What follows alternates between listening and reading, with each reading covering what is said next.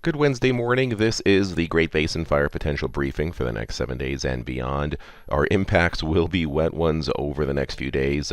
Showers and some higher elevation snows across northern and eastern areas, noticed here on the left. Lingering on Thursday before drying out, but remaining seasonably cool with seasonably high humidity on Friday. So obviously no major concerns. We did have some significant precipitation across parts of the Great Basin the past 24 hours. The areas in green indicate over an inch of rain. The second and third shades of blue, a quarter to over a half inch of rain respectively, and even lighter amounts covering the first shade of blue. On the right-hand side, we did have some lightning across the area, obviously wet over wet or benign fuels.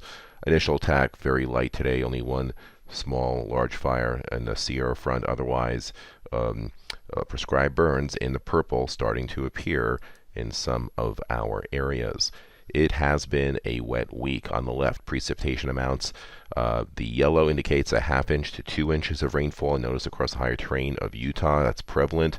The green and darker green shades are a half inch to an inch of rain, covering about 3/4 of our area, but just about everyone has received a wetting rain in the past week and sealed in with cool temperatures and high humidity throughout.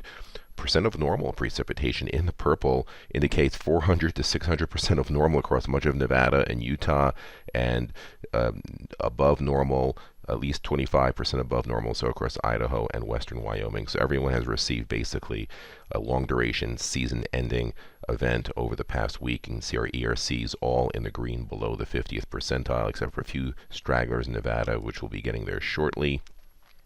Satellite imagery shows here over southern Idaho and northern Utah, trough of low pressure disturbance moving on through, producing more showers. We're still in this broad trough of low pressure. Another short wave over southern Oregon and northern California will move through later tonight and tomorrow, keeping precipitation across parts of our area. Areas that don't see rain will continue to see cooler than normal temperatures. So for this afternoon, there we are under the trough of low pressure, the deepest moisture to our north up in Montana and Wyoming, but still bits and pieces of moisture here in the green, indicating scattered showers. Our significant fire potential is minimal at this point, all areas in the green. Our minimum relative humidity, notice minimum humidity, are anywhere between 35 and 75% across the area. Notice that the winds will be fairly light across the Great Basin, except for the Arizona Strip, where they see some gusts near 30, but even down there, humidity levels only in the 35% range. For tomorrow, across eastern Utah, lingering precipitation here in the green. We do see drier air moving into the western portion of the Great Basin in California, despite being under a trough of low pressure, which still means cooler than normal temperatures. No change in our significant fire potential, and those minimum humidities show why. Peak afternoon heating will only produce humidity levels 50-60% across the higher terrain of Idaho, and in the 40-50% range across most of Utah, 30% or higher across most of Nevada. Winds picking up a little bit out of the northeast across northwestern Nevada, otherwise light and variable winds.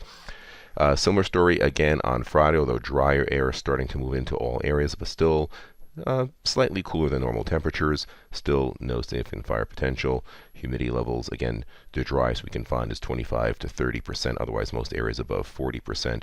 Winds fairly light. Additional precipitation over the next 3 days. The second shade of green indicates a tenth to a quarter inch, and some darker shades indicate closer to a half inch.